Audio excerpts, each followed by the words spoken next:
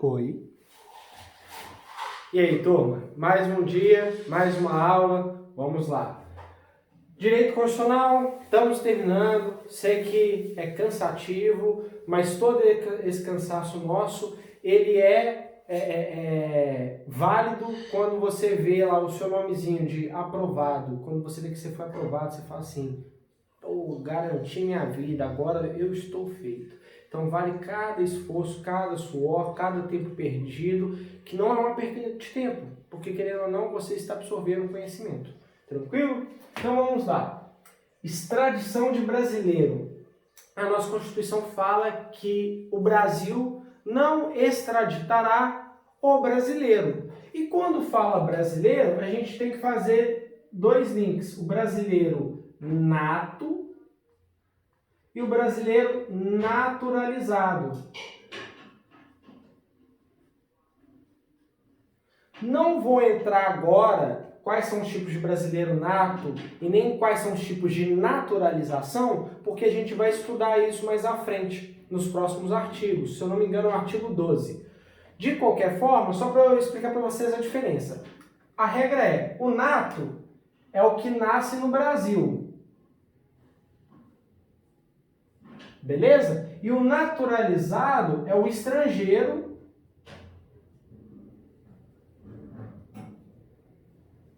que tira a nacionalidade brasileira. Beleza? É aquele estrangeiro que já tem um tempo que ele está morando aqui no Brasil e ele pega a nacionalidade e ele também é brasileiro. Beleza? Um é o brasileiro nato, o outro é o brasileiro naturalizado.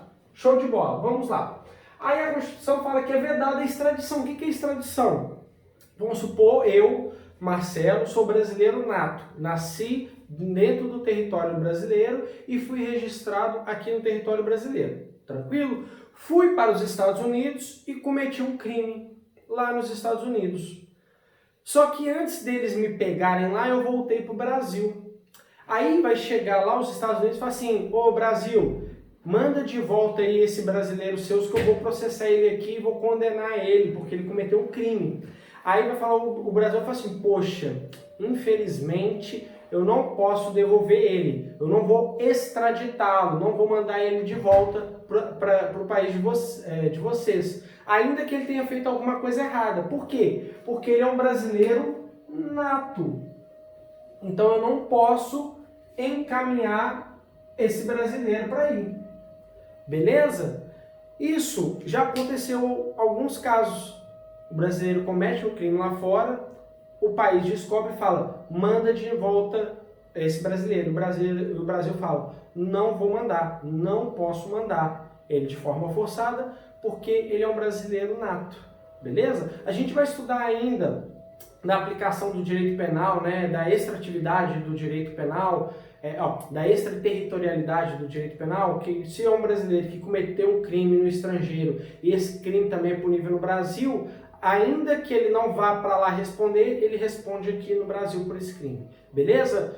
Não vou entrar nesse mérito agora, a gente vai estudar isso em direito penal. Mas agora o que você precisa saber é, o Brasil não vai devolver, não vai mandar para aquele país, que é a extradição, o brasileiro. E brasileiro é nato ou naturalizado. Agora, é um estrangeiro, um cara veio lá da Itália, foi para a Argentina, cometeu um crime na Argentina e veio para o Brasil. Aí a Argentina fala, manda esse cara para mim. O Brasil vai mandar esse cara para lá. Beleza? Por quê? Porque ele não é brasileiro nato nem naturalizado. Ele é um estrangeiro, mas ele não pediu a naturalização dele ainda. Show de bola? Tranquilo. Porém, há uma exceção. E a exceção é para o naturalizado.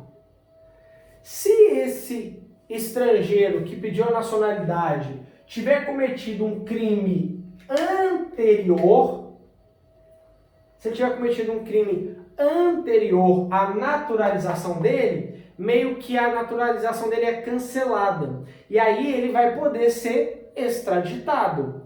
Ou, se ele, aqui no Brasil, está envolvido com tráfico de drogas, vamos supor que até por causa do tráfico, ele está envolvido com tráfico de drogas aqui dentro, inclusive também tráfico de drogas internacional.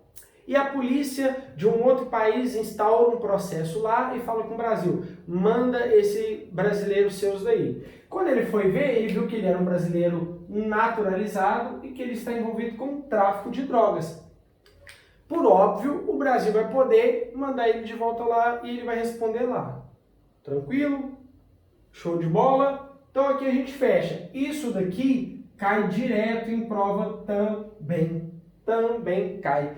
Eles gostam de pegar aqui, ó, que o brasileiro não vai ser extraditado, certo? Porém, a extradição pode ocorrer ao naturalizado. Quando? Se ele cometeu crime anterior à naturalização, vou colocar aqui um exemplo rapidinho para vocês. Vamos supor que eu seja um americano, né? Nasci lá nos Estados Unidos. Aí eu vim para o Brasil em 1999. Aí eu morei aqui no Brasil durante 10 anos e aí em 2009 eu pedi a minha naturalização. Beleza? Só que aqui nesse período, em 2008, eu tinha matado alguém. Só que o Brasil não descobriu. Em 2010, eu fui para os Estados Unidos, cometi um crime lá e voltei para o Brasil. Quando eu voltei para o Brasil foi e descobriu que em 2008 eu tinha cometido um crime. E nesse mesmo tempo, os Estados Unidos pediu para eu poder ir lá cumprir a pena. Aí o Brasil, teoricamente, ia falar, não vou mandar ele porque ele é brasileiro naturalizado. Porém, como o Brasil viu que eu tinha cometido um crime em 2008, que foi antes da minha naturalização, eles vão cancelar essa minha naturalização e me mandar de volta lá para os Estados Unidos para eu poder cumprir a pena ou responder ao crime que eu cometi em 2010. Beleza? Show de bola. Então aqui a gente fecha a extradição e agora a gente vai passar para o outro tópico, ainda dentro de extradição, mas extradição de crimes políticos. Fala que o Brasil não extraditará, e aí não fala que é brasileiro ou estrangeiro, fala que não vai extraditar. Quando falou isso, ele engloba todo mundo. Pode ser um cara da China, e ele não é brasileiro nem nada, tá um dia só aqui passando férias, pousou aqui, e aí o governo lá da China pede para ele voltar, só que o Brasil verifica que o crime que ele está sendo processado é um crime político. E a gente estudou isso lá atrás, que eu falei com vocês, sobre as relações internacionais do Brasil, que eu falei com vocês, é o artigo 4º. Eu falei, não vou ler todos os incisos. Eu li um único inciso. Você lembra qual que era esse inciso? Era o que falava? Sobre o asilo político.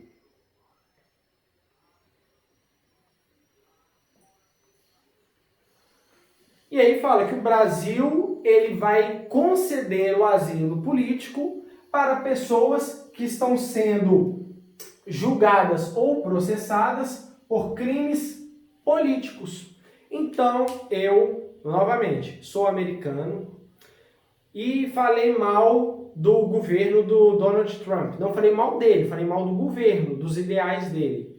E aí ele quer me prender porque ele fala que eu estou cometendo um crime e quer me condenar à morte, a uma prisão perpétua, por exemplo, que lá nos Estados Unidos é aceito, dependendo do estado. Aí ele vai falar, manda esse americano aqui para mim, porque ele não é brasileiro, então se ele não é brasileiro, você pode extraditar. Só que aqui no Brasil a gente verifica que ele, na verdade, está sendo acusado de um crime político, de um crime de ideia, de pensamento.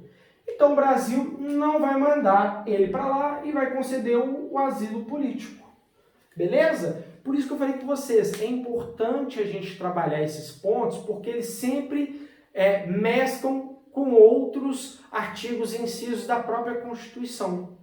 Beleza? Aqui a gente já fez uma ligação com o artigo lá de trás, lá da primeira aula nossa.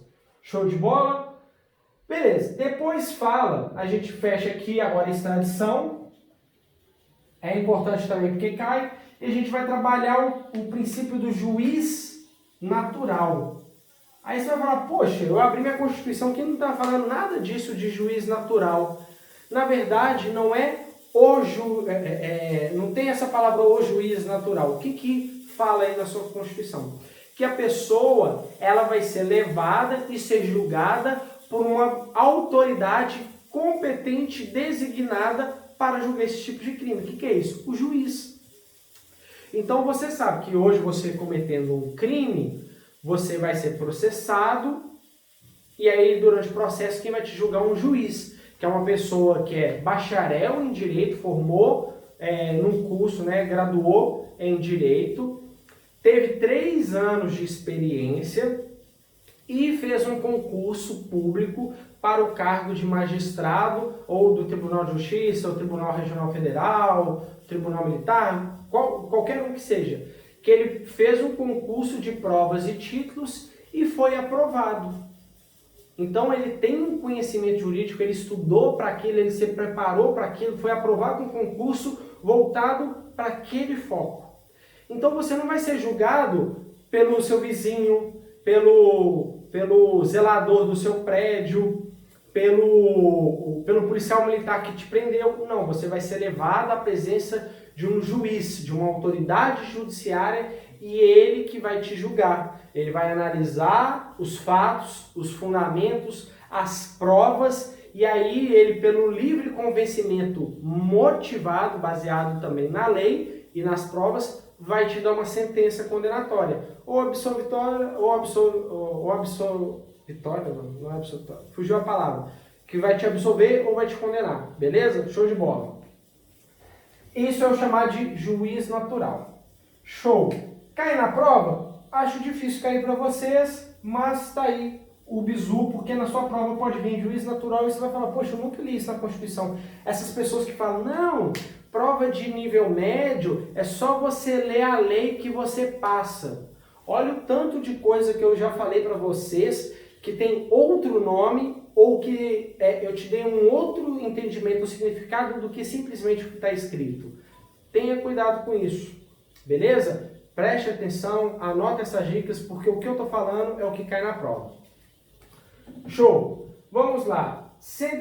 O último tópico da aula de hoje. Ninguém será privado de direito sem que seja verificado devido processo legal. Ser privado de quê? De um direito seu. Ninguém vai pegar o seu carro, exceto um assalto, ou um furto, ninguém vai pegar o seu carro sem ter um processo. Não pode chegar por isso militar e falar assim, me dá seu carro porque eu quero. Ou você vai ser levado à prisão só porque a pessoa não gostou da sua cara. Não, você tem o direito ao devido processo legal. O que é esse devido processo legal? É o que a gente estava falando aqui atrás, do juiz natural. Você sabe que se você cometer um crime, você vai ser levado a um delegado, por exemplo.